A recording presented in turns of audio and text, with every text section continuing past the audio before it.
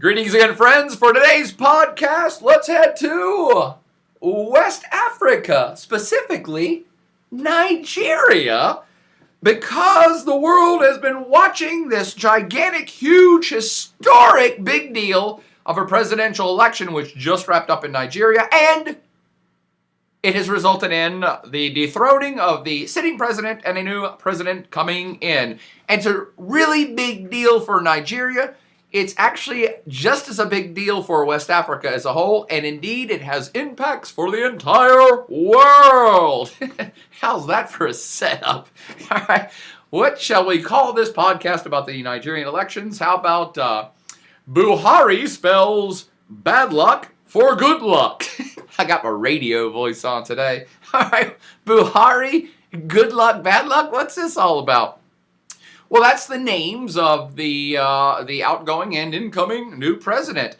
One, Muhammadu Buhari, is the guy who just won the Nigerian presidential election, beating Goodluck Jonathan. Yes, that's his name. Goodluck Jonathan. Well, he had bad luck at the polls this week, but his name is still Goodluck. Now, before we get to why Jonathan lost and why Buhari won and what repercussions this is going to have for the country and the region and the world, let's just talk about why it's a really cool, good thing and why the whole world has kind of applauded this Nigerian elections, and Nigerians themselves are very happy with the elections. Yes, about half of them, their candidate lost, but really everyone in Nigeria is kind of celebrating, saying, wow, a really historic event just happened. A really big deal just went down that, again, has repercussions beyond Nigerian borders.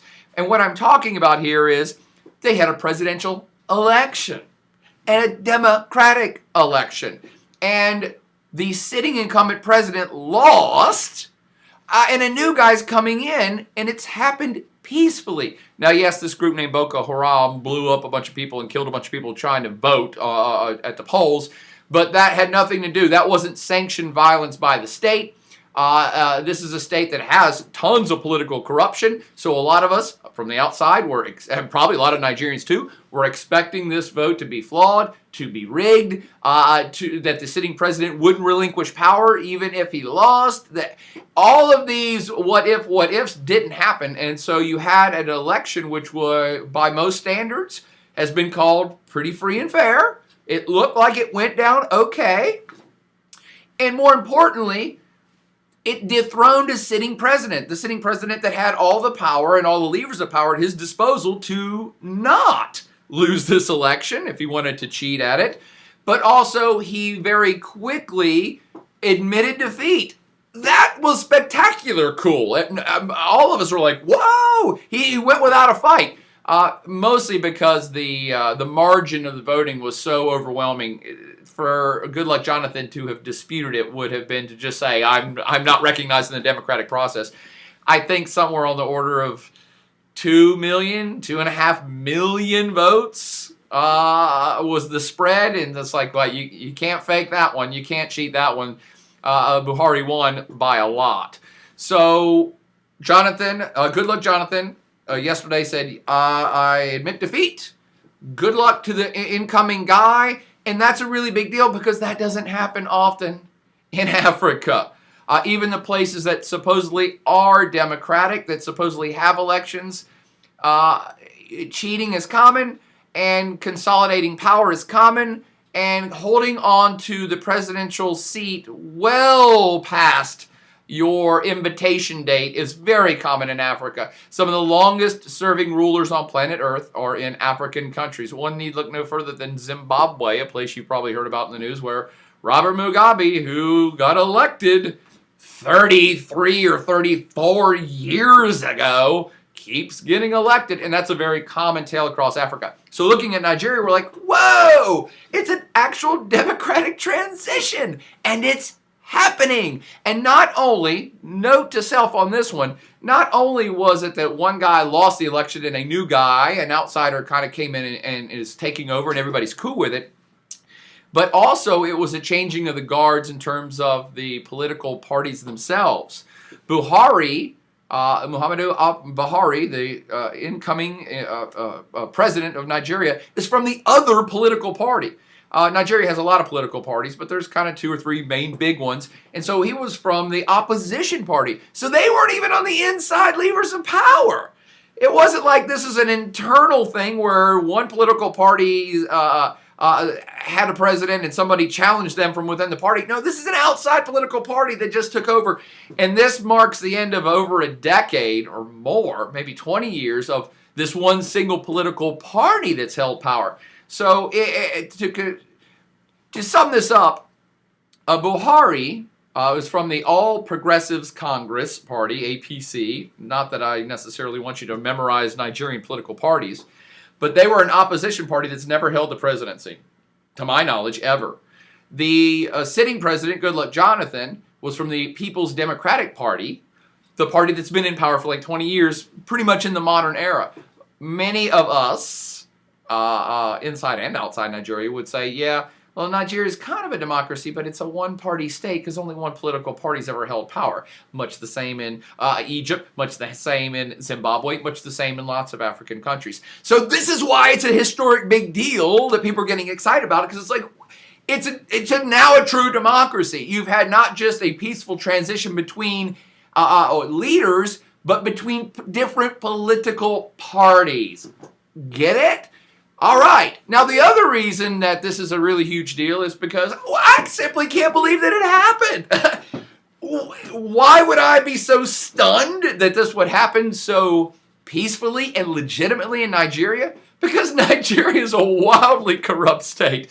Economically and politically, it ranks in the top 10 most corrupt places on planet Earth on a regular basis. I'm not dissing my Nigerian friends. They all know it's true, too. Transparency International, an international body which ranks countries and governments by levels of corruption, they're the ones that have ranked Nigeria up there for a very long time. Now, on top of that, on top of the corruption, which is endemic and was a major theme for the election, you also have to look at holding a democratic election, people going to the polls, in Africa's most populous country, and how unwieldy that is in and of itself. Nigeria is the giant of Africa. The giant! I mean, it's only like this big on this map right here. Africa's a pretty damn big place. But Nigeria is not the biggest country by size in Africa, but it's the biggest country by economy now. It just superseded South Africa like last year to become Africa's single largest economy, worth I don't know, let's call it over 500 billion GDP. It's perhaps the 21st or 22nd or 23rd largest economy on planet Earth, depending on what list you look at. So it's a big deal. And that's one of the reasons why Nigeria is the giant. The other reason it's a giant is it has the biggest population in Africa. 175 million peeps hanging out in Nigeria right now. It's the giant for population in Africa. It's the 7th largest population on planet Earth. I believe I've also seen statistics, although I don't know exactly how they measure these things, that Nigeria has the biggest youth population on planet Earth. I mean, and that seems bizarre, like more than India, more than China, definitely more than China, but more than India. I don't know how they measure it, but biggest youthful population. So on top of a whole lot of people in a pretty corrupt big state, okay, there's also like 500 different ethnic groups. And lots going on above the scene and below the scene. And there's been conflict, and this is a state that's had many military coups in modern history since it became independent. Lots of instability, lots of corruption. And then layer that, the cherry on that corruption cake, is this insane clown posse we refer to as Boko Haram up in northern Nigeria, which is trying to destabilize and overthrow the whole state to begin with. Think about all of that crap I just said in the last 5 minutes, and they had a well-run, peaceful, democratic transition. It's astounding. It's a really big deal. This is the type of kind of watershed event where people in Nigeria are very happy. Again, even if the guy they voted for lost, everybody's kind of celebrating, saying, hey, we're actually a real democracy now. We actually did it. And that means that we, the people, have power like you're supposed to have in a democracy. that we not only threw out the incumbent president, but his political party. That's a big deal. It's a big deal, and people now are, maybe I'm overplaying this a bit. I'm not Nigerian, but I think the sense on the street, the spirit on the street is like, wow, okay, we're legit democracy, and we the people have power to change our system. That's a sentinel event in a country's life, and that's where Nigeria is. Now, let's get to these dudes and dudettes here and try to talk about now, why is this a big deal for Nigeria and the world in real terms. Well, let's talk about the dude first. So, Muhammadu Buhari, great name, President-elect Buhari, he's a very different dude than Goodluck Jonathan. And I won't go through a whole bunch of details of Goodluck Jonathan because he's on his way out. But he's probably a mid-50s guy, maybe in his 60s, I don't know. And from the main political party, as I suggested, that's been in power for a long time, and he rose up through the ranks of those folks. He's been in office for about 5 years, and it's been about 5 years where Nigeria has not done so well. We'll come back to that in a second. What about the new guy, Muhammadu Buhari? He, opposition candidate from the other political party, 72-year-old retired general. That's interesting. Here's what's more interesting. This isn't his first trip to the top slots of power in Nigeria. Back in 1983 to 85, he also led the country because he was present during a military coup in which he took power.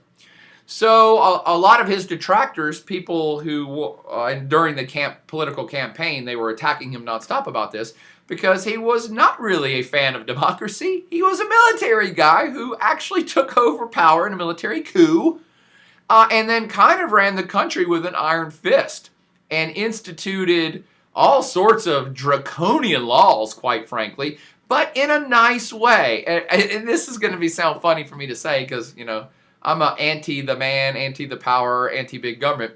But when this guy came to power in '83 via military coup, he passed a bunch of draconian laws not to consolidate power to himself or gain a bunch of wealth. He was trying to do it for the good of society. Now, I'm not saying he was right or good in doing it, but he had good intentions in his mind. So draconian laws like I'm talking about, if government workers were late to work, they had to do something called frog jumps publicly, which I guess is like a push-up or a burpee or something. There was laws passed that say you had to queue up in a single file line at a bus stop, or there would be military police walking around beating people over the head with batons going, shape up, get in line. If you spit on the sidewalk, you're going to jail. That type of let's clean up our country and clean up our act by force type of laws. He also, if memory serves, in some of the reading I've done on this guy, he also was very kind of pro-Nigeria in terms of, I'm going to fix our economy by turning more inward. And we're not going to follow the rules of the IMF or the West who's lent us all this money. We're going to do it on our terms. Thanks for the help. We'll pay you back eventually, but we're going to do something called import substitution. We're going to ban luxury goods. We're not going to let a bunch of imports float in here unless we need them. We're going to try to be more self-reliant. We're going to try to ban stuff coming in to encourage people to start their own businesses in Nigeria. Now, he was only in office for like a year and a half before he got deposed by a coup. But if you look at what he was doing at the time, back 30 years ago, he had good intentions. I don't know how else to put it. Would I want to go back in time and live under his rule? No. But he wasn't gaining power and then becoming corrupt in order to gain more power and or money and or screw the country over. He was trying to fix things. Okay? Now, he wasn't in power long enough to see if those policies worked, but his past, even though it's a little anti-democratic or a lot anti-democratic and perhaps a little bizarre, has fed into his future or his current status, which is even back then when he did those things, it's been interpreted as he was pro-Nigeria guy trying to clean up Nigeria. Because some of the other draconian laws that he passed were about corruption. And he rooted out all sorts of corruption in the government. But this, again, back in the 83, 84, 85. He was firing everybody. They were sending people to jail. If they could prove that you were on the take, bam, you're in jail. And that's the exact type of thing that everybody in Nigeria right now wants to see happen. Are you starting to see why this guy won the election? So he is seen as a super pro Nigeria, anti-corruption type of guy. He has a reputation as an incorruptible politician, incorruptible, who actually lives modestly. And that's kind of rare in Nigeria. Guess what? It's kind of rare in the United States. A politician that lives modestly.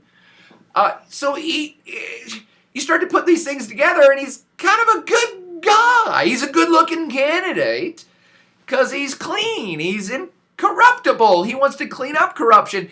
Even though he has an anti-democratic past, in that past, he was putting people in jail for corruption. And people are like, well, that's kind of cool. Now let's get to some other interesting things. He has pledged to crush Boko Haram.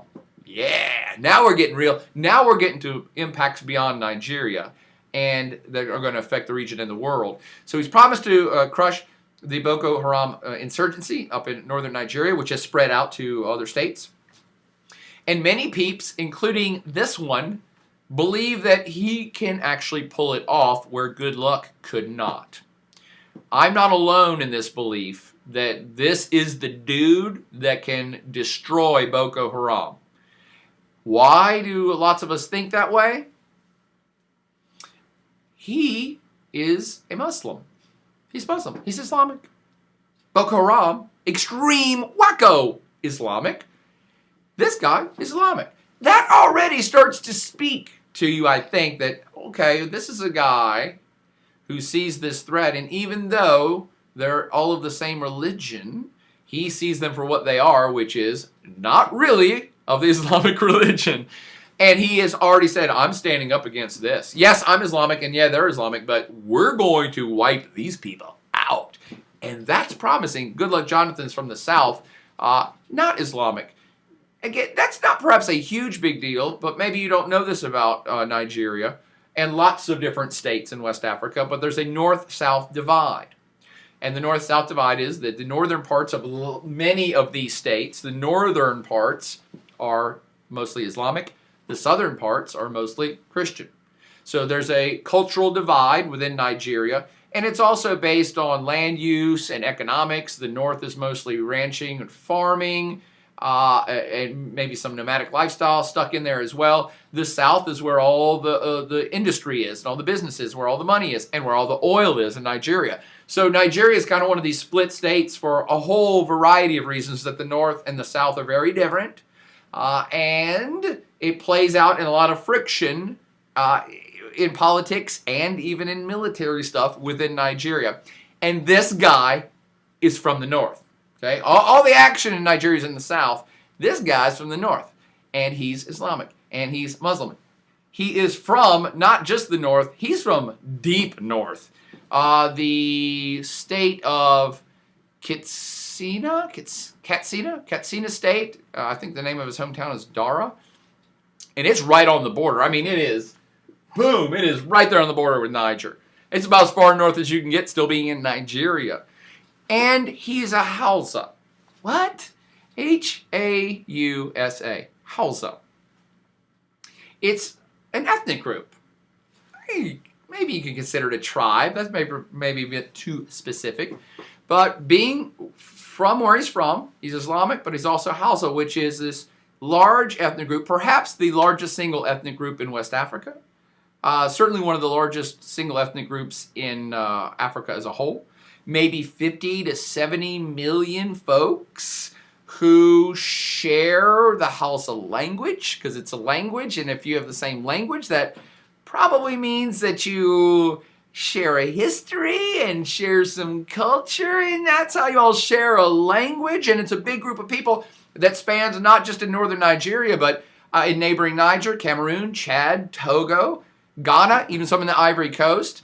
It's a lot of peeps that are racially diverse, but kind of culturally homogeneous, who all share a language and some history and culture. Okay?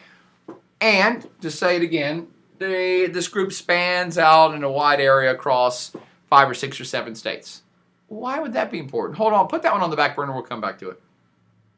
So why did Jonathan lose? Okay, that's who Muhammadu Buhari is.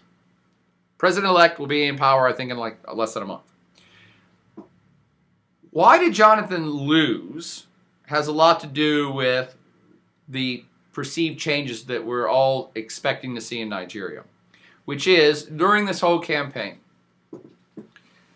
which was marked by a delay. They actually put off the election by a few weeks because of Boko Haram insurgency and a big military maneuver that Goodluck Jonathan did a few weeks back to go attack Boko Haram. Many people saw that as a completely political ploy. They were like, why didn't this guy do this for the last 5 years? He's doing it just before an election. So there was a lot of that stuff going on. But let's just call a spade here. The two big issues for this big presidential election in Nigeria were corruption, which I've now referenced many times, and insecurity, mostly talking about Boko Haram. That's what everybody was talking about. That's what all the election was about. Who can clean up this place and who can make us more secure by stopping this crazy group called Boko Haram that wants to destroy our country. Both Buhari and Goodluck Jonathan vowed to tackle these issues. That's what politicians say in elections. So pretty much everybody's saying, here's what 80% of the Nigerian population want. They just want these two things: clean up corruption, get rid of Boko Haram. And so, of course, both candidates are saying, yes, we will clean. Yes, I'm going to go after Boko Haram, and yes, we're going to clean up corruption and get our economy back on track. But the reason Goodluck Jonathan lost is he's been in office for 5 years. And again, most people are saying, well, you've had 5 years, buddy, and all of this stuff has gotten worse since you took over. And that is kind of one of those things we call true facts. Boko Haram was non-existent pretty much 5 years ago when Goodluck Jonathan took over. I mean, they existed. I knew about them, and lots of others did, but they were nowhere near the fighting force that they are now. Because in the last 5 years, there's been something on the order of 13,000 Nigerians killed by Boko Haram. Maybe another 1.5 million displaced, people getting the hell out of Dodge where this group has been taken over. You might remember hearing in the news where this group kidnapped 276 schoolgirls, went up to the school and just took them.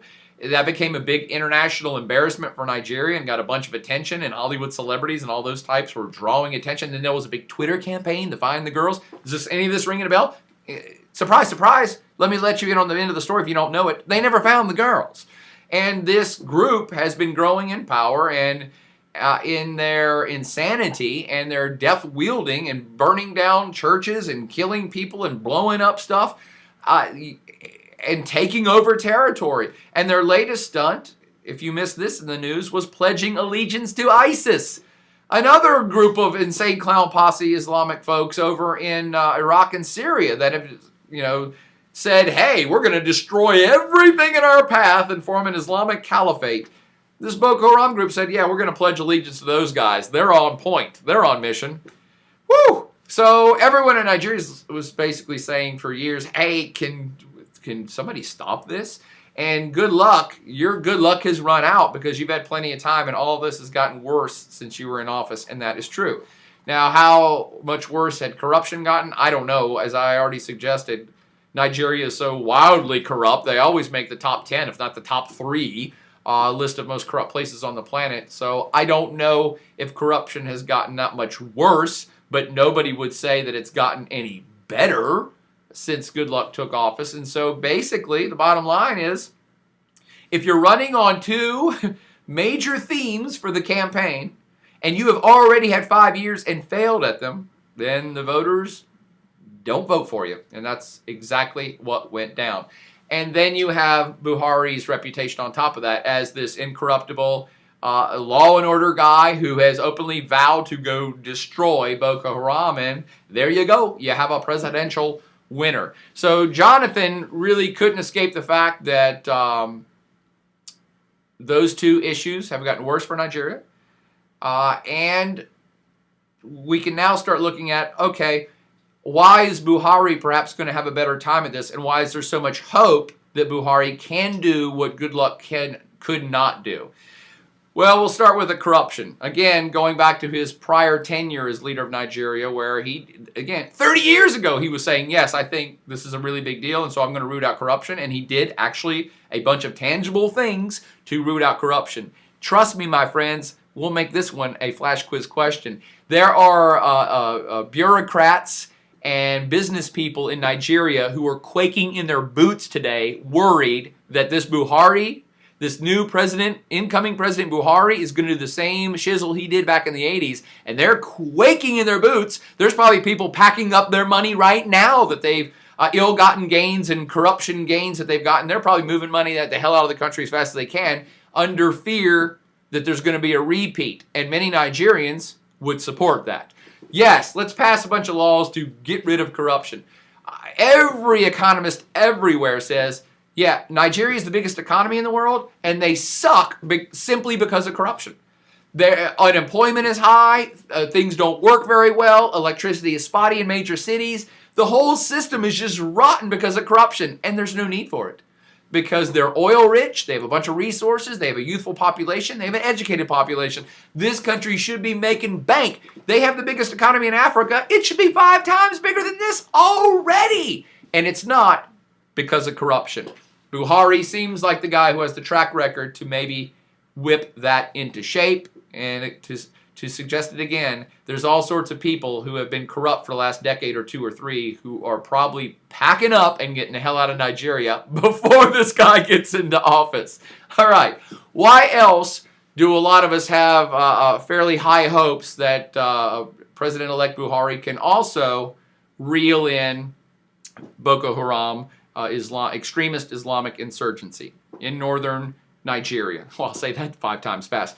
And again, it's not just in Nigeria. This group has grown in power, so they're now in neighboring Niger, in Chad, probably pulling over areas in Togo and Benin. This is a scary group, and they've been unchecked thus far, and so they have been expanding out the territory that they control with their attacks and insanity.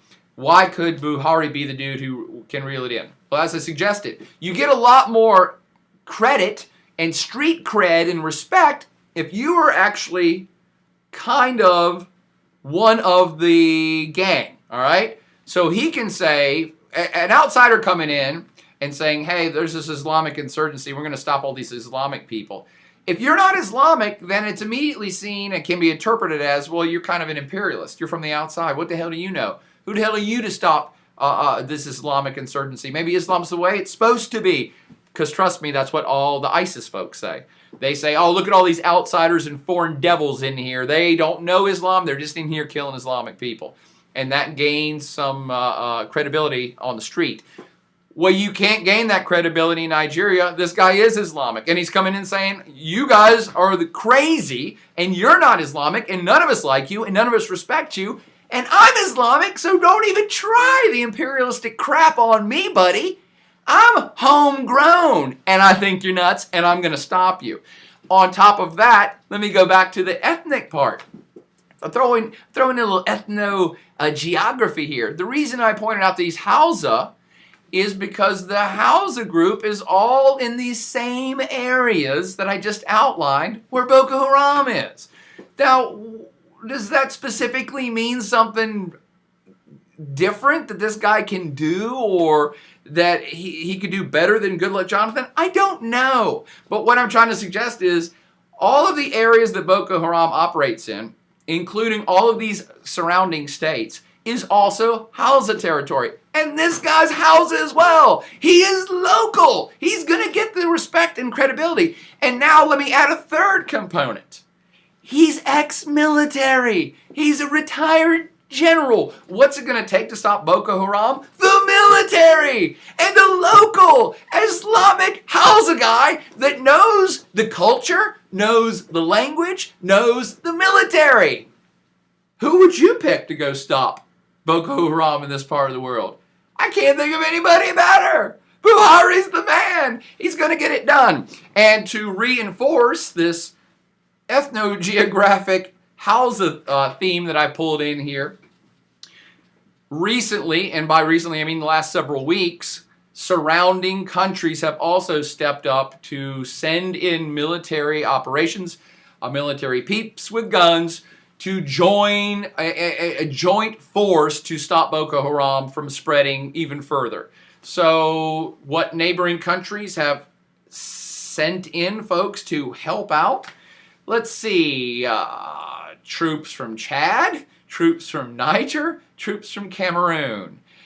Same places I keep pointing out that are kind of this house of territory that have this common lineage, common history, common language, common culture. And the African Union as a whole, the AU, the whole of Africa, in that great supranationalist organization, they've also in the last few weeks said, well, we're going to dedicate 10,000 African Union troops to this fight. So the reason, back to point, the reason that this Buhari guy looks so promising is ex-military, incorruptible, clean, ex-military, local, homegrown, knows how the military works, hopefully will gain the trust of the military that he is retired from. Now, the military can be as corrupted as anybody else, so there's probably people in the military who are also going to try to get the hell out of Nigeria before Buhari takes power. But if he can get back in there, and kind of assume control in a more touchy-feely, hands-on military capacity within Nigerian military, and now you have surrounding countries in a joint force, and now you have African Union troops that are going to be dedicated to this, watch out, man. This guy can take that ball and run it straight into the end zone, and he has vowed to. Straight into the end zone and taking the football and spiking it on Boko Haram's face, and they're going to be out of there. Sorry I've gotten so excited, but it's a really kind of interesting big deal for all of the reasons that I've now suggested, and I'll wrap up with that. New head of state is going to affect corruption and Boko Haram within Nigeria, which affects Boko Haram in the West African region, which affects world Islamic extremism, because I'm predicting that this dude is going to virtually eliminate them with the assistance of surrounding countries in the AU, eliminate Boko Haram, which is a major stab in the back for the whole ISIS movement worldwide. That's why it has global repercussions, this one presidential election in Africa's giant there in Nigeria. And on not such a militaristic note, it also is very important because it's such a big deal for Nigeria as a whole. Nigeria, no matter what happens, whether Buhari ends up doing anything or not, this is a new era for Nigeria. Nigeria will never be the same. This election has changed the political climate in the country, and perhaps for the first time ever in the modern history of Nigeria, people feel like that they have a voice in their government, and they just exercise that voice. And once you've done it once, you then believe you can do it again. And if this government doesn't step up and fix some of the problems, the Nigerian people now believe they can vote in somebody else who will. That's democracy in action. Isn't that awesome? Hope you learned a little bit of something about Nigeria, about the Hausa, about Boko Haram, and about how Goodluck kind of had some bad luck. And we're going to look forward to a new era under President Buhari and Africa's giant there in Nigeria. But for now, party on.